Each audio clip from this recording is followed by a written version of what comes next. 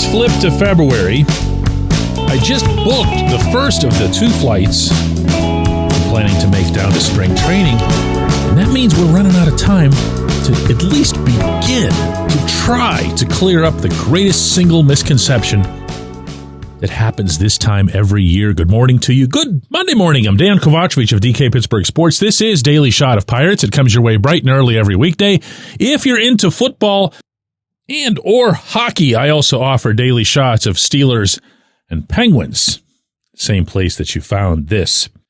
It won't take long either. End of this month, Grapefruit League games begin, and there'll be one day where either at Lecom Park in Bradenton or down at Ed Smith Stadium in Sarasota, somebody's going to hit 2 homers in a game. And the team as a whole is going to hit like 5 or 6 of them. And for the people who follow baseball casually and still get their news through, like television and stuff, they'll see all of about 18 seconds of highlights from that day. And what they'll see is all of the home runs. And they'll go, whoa, look at the Buccos. They're going to really mash it this year. This has been going on since the Pirates have been based in Bradenton for the Springs since 1969. The memo has just never made it all the way out that Bradenton is a really windy place. And the positioning of Lecom Park, or back when it was known as McKechnie Field, is such that the wind tends to be really friendly for the hitters. Now add into that pitchers aren't really necessarily trying to get you out. They're trying to throw certain pitches, and they're trying to locate them and get the shape and movement and everything else on it that they want. They might go out there on a given day, a veteran, and just throw nothing but change-ups. That's just the way they want to roll that day. That's the way they and their coaches discussed it earlier that day. They couldn't care less what you do with it. This goes on for about the first 2 weeks, by the way, of the spring. And never at any point do they start looking at your charts to see how they can get you out. They don't do that until they play real games for the most part. So, on that note, this is a team that hit 160 home runs last season. That was the 6th fewest in the majors.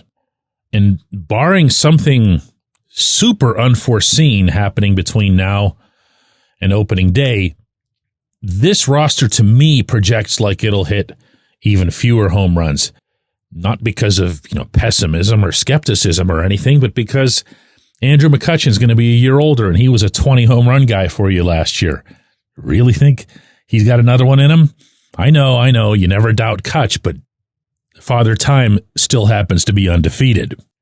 You might get a few more out of O'Neal Cruz. You'll probably get about the same out of Brian Reynolds. Maybe there's something more to be had out of the catching position. But you know where I look? I look at the infield. And remember, Cruz isn't going to be part of it this year. And I look at Ke'Bryan Hayes with 4 home runs last year. I look at Isaiah Kiner-Falefa with 8. I look at Nick Gonzalez with 7. I look at Spencer Horwitz, your big offseason acquisition, with 12. That's your infield, and that's gonna be your infield. Like, you can still reasonably hold out hope that Ben Cherington's going to at least go through the motions to get a right fielder in.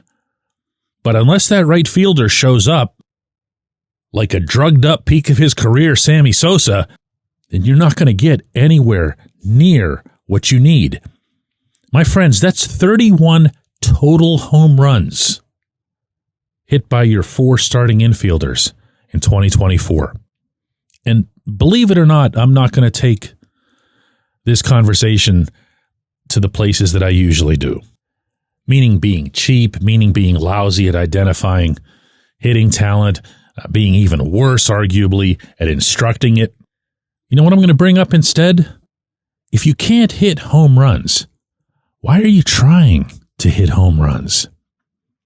I reference Moneyball a lot, and it's never the movie. It's always the book. Movie was fine, but the book was outright inspiring. And its chief point of inspiration, and the one that I bring up the most often, is that whether it's in life or in business, let alone sports, you should always be looking to exploit weaknesses in a given situation or a given market. Look for things that you could be doing that someone else isn't. Look for assets that aren't valued as much by somebody else, but would be by you. How about trying something that's just completely different? How about just saying, listen, we can't afford all these home run hitters, and we get it, that it's an all or nothing offensive approach to the sport right now. We get that. But we can't afford to play that game, so we're not going to play that game. What we're going to do instead is we're going to come at you with 9 Luis Arias types. We're going to just reinvent. We're going to change the direction of the game. Not going to revolutionize anything.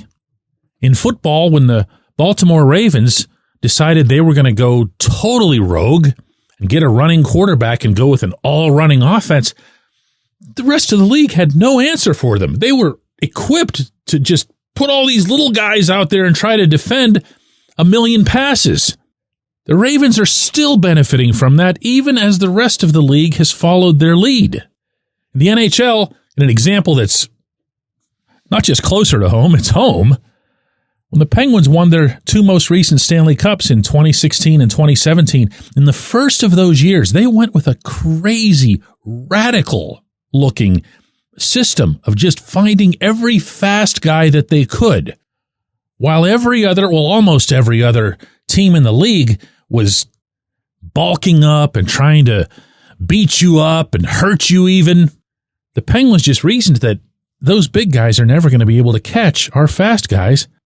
And it worked. It was a lightning strike every other night. Boom, boom, boom, boom, boom, boom, boom, boom, boom. Shots and shots and shots and goals and goals and goals. Nobody had an answer for it. And here are the Pirates just kind of going along. They're just being another team in the industry. They're the industry norm. It's one of the many things that you'll hear me say negative about this management group, and it might be at or close to the top of the list. They think they're part of this. They think they're, hip with the rest of the fraternity.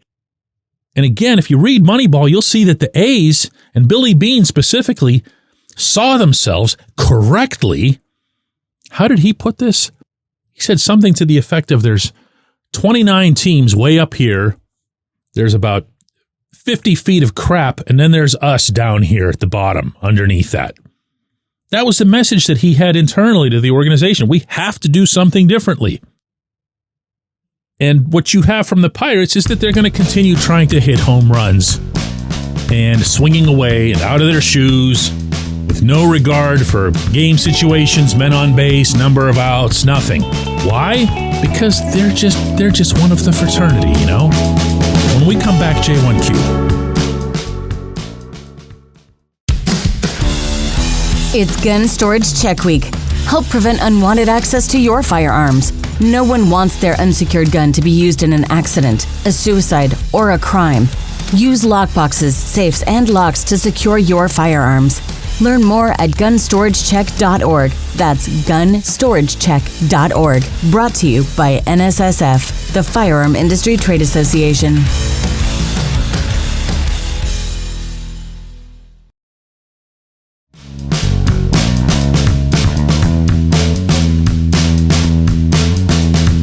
Today's J1Q comes from David, who asked, DK, isn't it cowardly that the Pirates pulled that team survey?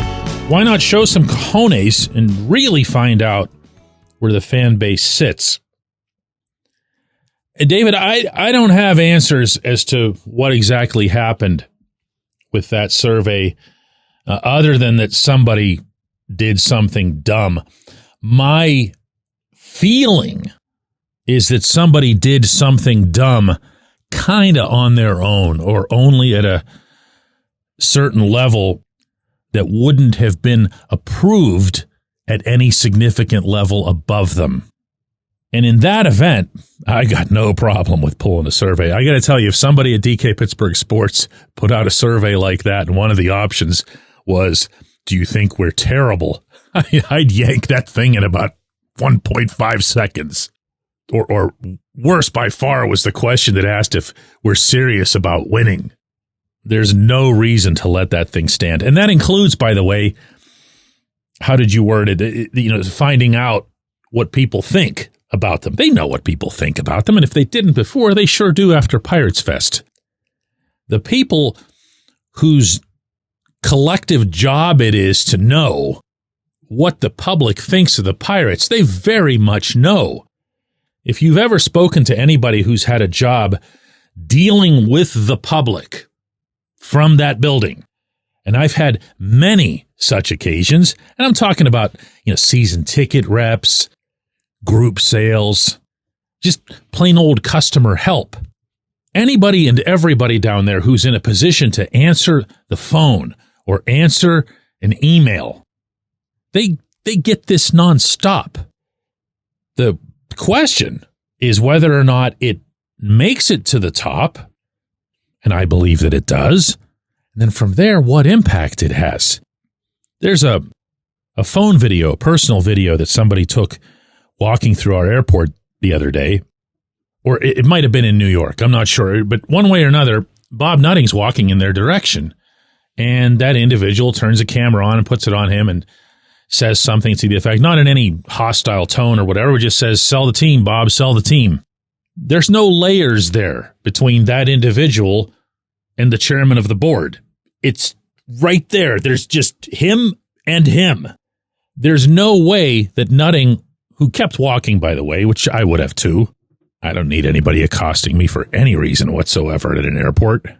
But there's no way that Nutting walks away from that thinking to himself, boy, everything's just fine. Everybody's really loving our Spencer Horwitz offseason. He knows. He has to know. And if he doesn't know from events like something that isolated, and I would imagine that happens to him quite a bit wherever he goes, then he'd know from Pirates Fest, or he'd know from the protests, or he'd know just from looking at whatever the sales figures happen to be. And you would think that he'd find something within that to try a whole lot harder. You'd think that he would see having Paul Skeens on the roster and all the awards and accolades, not to mention just the general national fame that Skeens now carries. I mean, he's about to be such a rare bird in the baseball business that he's going to be an attraction everywhere he pitches. And people will come to Pittsburgh who are not Pirates fans to watch him pitch. And you'd think some of that would just, light some kind of light up there. But it won't. He's not competitive. He hired a general manager who is not competitive, who hired a manager who is not competitive. I appreciate the question. I appreciate everybody listening to Daily Shot of Pirates. We're going to do another one of these tomorrow.